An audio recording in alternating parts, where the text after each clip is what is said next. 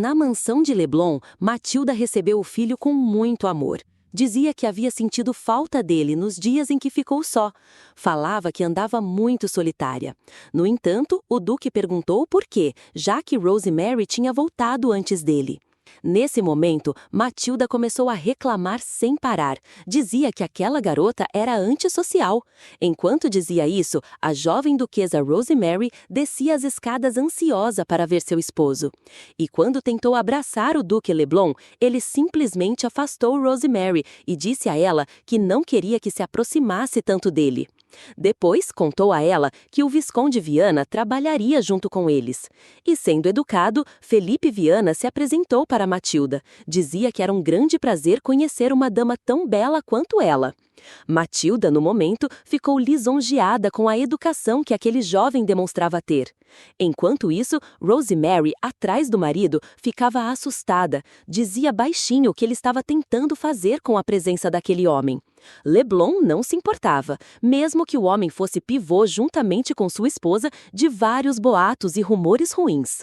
No entanto, o Visconde Viana agiu com indiferença perante aquela duquesa. Disse que estava ali pois queria aprender muito com o Duque Leblon. Quando ele olhava para ela, apesar de não demonstrar nenhum tipo de sentimento, vinha à memória dele os dois ainda na infância. A história deles não ficou na infância, percorreu a idade adulta, tanto é que, no final de tudo, formaram um casal. No entanto, tudo acabou no dia em que o barão Siléudio ordenou que a irmã se entregasse sem pudor para o Duque Leblon. E agora, estando diante dele, ela simplesmente virou as costas. Ainda trêmula, pensava que ele não deveria jamais chegar perto dela. Em outro local, as princesas rodeavam Lady Irina.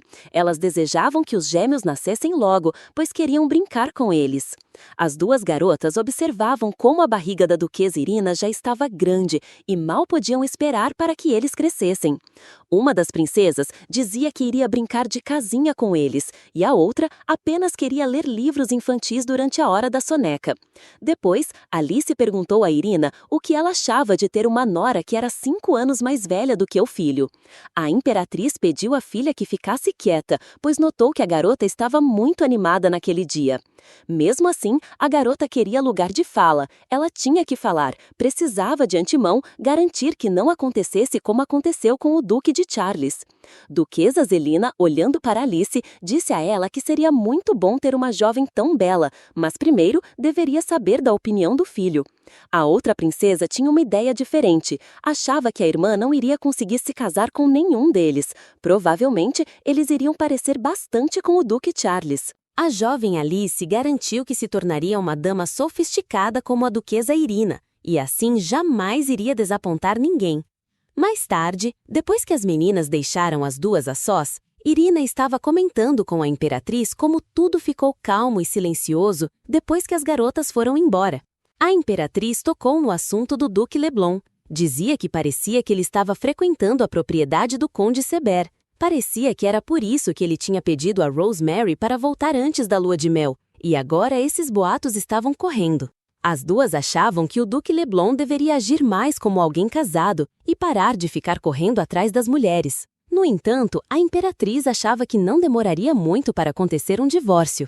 Depois de muito esforço, Stella voltou e anunciou para a imperatriz que as duas princesas estavam dormindo. Depois quis saber se tinha ouvido direito a história das duas, se realmente o Duque de Charles estava frequentando a casa dela. Ela respondeu que sim e perguntou a Stella se ela realmente não estava sabendo. Para Stella agora fazia sentido. Era por isso que o pai dela ficava fazendo-a sair de casa e parar de ficar saindo de casa. O conde sempre arranjava uma desculpa diferente para fazer a filha sair de casa. Ele não achava que era para que Stella não tivesse a oportunidade de descobrir. Já que as duas eram próximas, poderia correr o risco de Stella não guardar o segredo e acabar contando para Irina. Irina precisava encontrar uma desculpa, pois já estavam começando a desconfiar de Pervin. Ela sabia a verdade, pois Mariana havia lhe contado. Com a voz confiante, avisou que não estava preocupada. Tinha certeza de que havia um bom motivo para perguntar. Fazendo isso, enquanto ouvia, Stella dizia que era muito compreensiva. Se fosse com ela, teria pedido explicações. Irina apenas ouvia o ponto de vista que a Lady Stella trazia para todos, sobre ela ser bastante calma em relação a tudo. Irina pensava que não precisava ficar tão ansiosa. tinha as rédeas da própria relação, mas seria divertido brincar com Pervin um pouco. E é por isso que depois, já em sua casa, enquanto os dois estavam à mesa dividindo um momento agradável em um jantar, ela notou que Pervin estava calmo demais. Então perguntou a ele o que estava fazendo escondido dela todos aqueles dias em que voltava muito tarde para casa. Notou que ele ficou ainda mais pálido, e foi engraçado quando ele perguntou por que ela estava fazendo umas perguntas assim do nada. Ela continuou dizendo que ele nunca ficava em casa, mas ouviu dizer que ele visitava a casa do Conde Bell com frequência. Exigiu que ele dissesse o que estava fazendo. Ele tentou evitar o máximo que pôde. Disse que eram assuntos importantes, que englobavam várias coisas, e por isso não contava, porque era chato demais. Sendo assim, ela resolveu apertar um pouco mais o cerco e disse a ele que, se fosse esconder as coisas dela, que por gentileza se afastasse de vez. Assim que ele ouviu aquelas palavras duras saindo da boca de sua esposa, começou a chorar, e a aura próxima a ele começou a ficar tensa. Foi então que ela notou que tinha pegado pesado demais na brincadeira. Levantando rápido, foi até ele, dizendo que não precisava se preocupar, que apenas estava brincando. Dizia a ele que parasse de levar tudo que ela dizia tão a sério. É claro que ela confiava nele. No próximo dia, na sala de reunião imperial, Pervin estava com os pensamentos distantes enquanto o imperador conduzia a reunião. Ele ficava pensando que agora as coisas não estavam tão boas, pois Irina estava começando a suspeitar de algo. Enquanto isso, uma voz no fundo chamava por Pervin, mas ele não estava escutando. Queria terminar logo aquela situação e poder dizer a Irina o verdadeiro intuito de estar frequentando a casa do Conde Bell. Aquela situação foi até o extremo quando o imperador perdeu a paciência de vez com o Duque Loiro.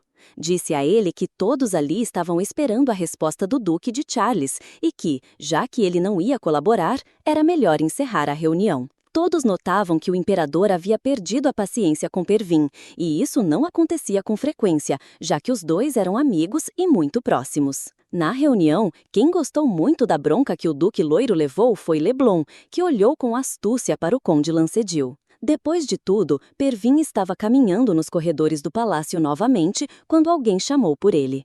Ao ter sua atenção, o Duque de Cabelos Prateados começou a falar com ele. Aguentava todas as reuniões, pois, se não fosse assim, não teria tempo para ver o irmão ficar bravo e chamar a atenção do Duque Loiro na frente de todos. Ainda foi além. Disse para o Duque de Charles que os boatos deveriam ser verdades, que ele estava em um estado diferente e deveria ser porque estava tendo um caso, e por isso ia todos os dias à casa do Conde Bell. Disse que não adiantava mais esconder nada. Rosemary já havia contado tudo. Os boatos eram verdadeiros, sim. Ele estava tendo um caso com a Lady Stella. Quando o Duque ouviu aquelas palavras saindo da boca de Leblon, não se conteve. Segurou o colarinho do Duque de Cabelos Prateados e disse a ele que, se falasse mais uma palavra, aquelas seriam as últimas.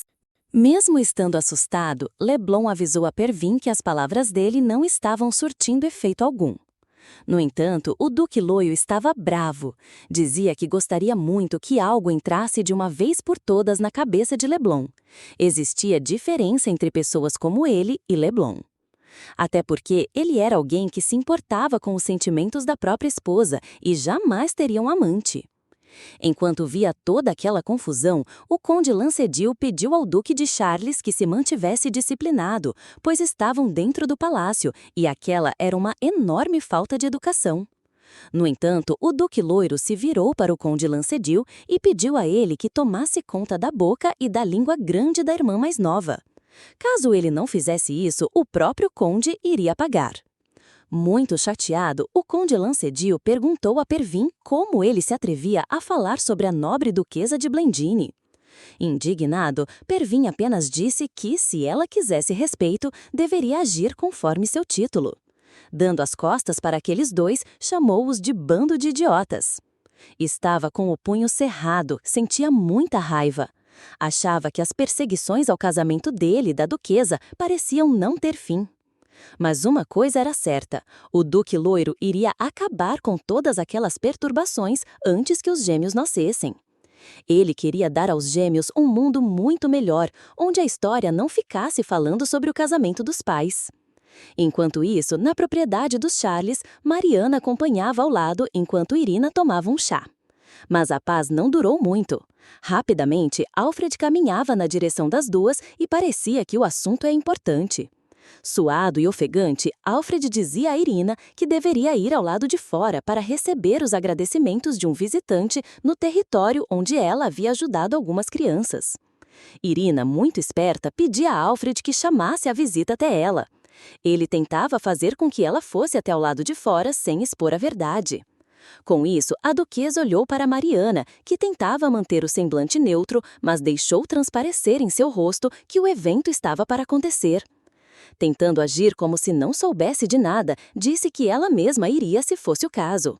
A senhora Tilly, ouvindo tudo, disse que como era o primeiro passeio que ela fazia há tempos, era melhor colocar um vestido apropriado. Depois de aceitar, a senhora Tilly fez questão de que ela vestisse um vestido branco com pérolas e rendas. Apesar de a duquesa dizer que achava o vestido bastante chamativo, parecia deslumbrante demais. Mas todas as empregadas insistiam, dizendo que o vestido era novo e bastante modesto, ela poderia vestir. E quando Irina disse que gostou do vestido, que era elegante e se aproximava muito de um vestido de noiva, deixou as duas bastante apreensivas. Depois, para quebrar o clima, Mariana sorriu e dizia que acompanharia sua senhorita até a carroça. Dentro da carruagem, Irina estava ansiosa para chegar ao momento em que passaria pelo seu casamento. Para ela, seria o segundo, mas para a protagonista, aquele era o primeiro e único de sua vida. Para ela era estranho, porque eles tinham começado de trás para frente, já tinham uma vida como marido e mulher e agora iriam passar pelo matrimônio. Mesmo assim, tudo seria incrível, pois havia sido preparado nos mínimos detalhes e com muito carinho por seu marido, Pervin. Assim que colocou o pé para fora da carruagem, no mesmo instante se emocionou. Ao ficar em pé e olhar, viu que Pervin estava lindo de branco esperando por ela.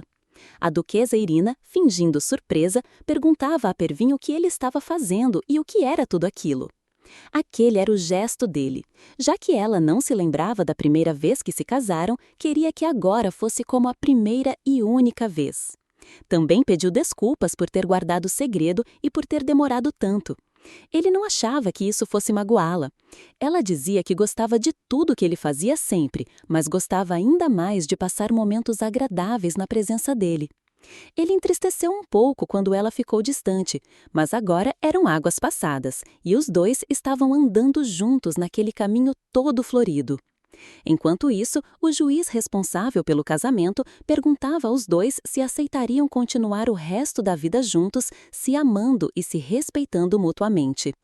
Irina achava que talvez conseguisse segurar as lágrimas, mas não foi como pensou. Apesar de ser uma personagem firme, na realidade a protagonista era uma garota simples e nunca tinha passado por um momento tão emocionante em sua vida. Mas agora era certeza, ela tinha o papel principal na vida de Pervin. Todo o medo que sentiu durante vários momentos da história havia ficado para trás. Ela sabia que o casal original seria Irina e Pervin. Não apenas ela estava em lágrimas, mas o Duque Loiro também estava bastante emocionado, pois tinha realizado os seus sonhos, casou com a mulher que era dona de seu coração pela segunda vez. Para ele, era como se tivesse conquistado o coração de Irina pela segunda vez, e quando o juiz pediu que se beijassem, ele não perdeu tempo. Ele disse que havia algo que mencionou no primeiro casamento e perguntou se ela se lembrava. Com isso, ela sorriu e quis dizer o que o marido havia dito na primeira vez em que se casaram. Parecia que ele estava querendo deixar para trás os tristes episódios em que demorou para conquistar o coração dela e também a noite em que foi rejeitado. Agora só importava o que ele queria dizer a partir daquele momento, que ela havia lhe apresentado um mundo diferente e que, graças a ela, ele conquistara até mesmo os anciões que eram temidos. Eles choraram, achando que Pervin tinha ganhado um lugar especial na família Charles. Lady Estela, que também acompanhava o casamento, achava tudo muito emocionante e mal podia esperar para que chegasse sua vez de casar com Romero, o jovem belo que estava ao seu lado. No entanto, agora apenas assistiria ao momento perfeito do casamento de Irina e Pervin. Este se emocionou quando disse à sua esposa que ela tinha estado com ele no começo e queria que ficasse até o último dia de sua vida. Mais uma vez, a protagonista de cabelos pretos encheu seus olhos azuis de lágrimas. Estava muito emocionada. E, como sempre, procurou abrigo nos braços de Pervin. Olhando para ele, dizia que também queria passar todos os minutos de sua vida junto com ele e queria que isso fosse para sempre. Assim, os dois prometeram ficar juntos para sempre, e aquela cena parecia que jamais iria acabar. Mas, como nem tudo na vida são flores, em outro local da cidade, em um lugar sombrio e assustador, ficava o laboratório de um farmacêutico inclinado a fazer certas poções. E, naquela noite, estava com uma visita. Alguém gostaria que ele fizesse um remédio um pouco fora do comum. O homem de capuz negro do lado de fora avisou que queria que o farmacêutico providenciasse um veneno que pudesse acabar com a vida de um bebê ainda não nascido, porém sem fazer nenhum mal à mãe. O farmacêutico dizia que aceitava a maioria dos pedidos que lhe faziam, assim que possível, porém aquele pedido era ilegal. Se fosse pego, as consequências seriam devastadoras para ele.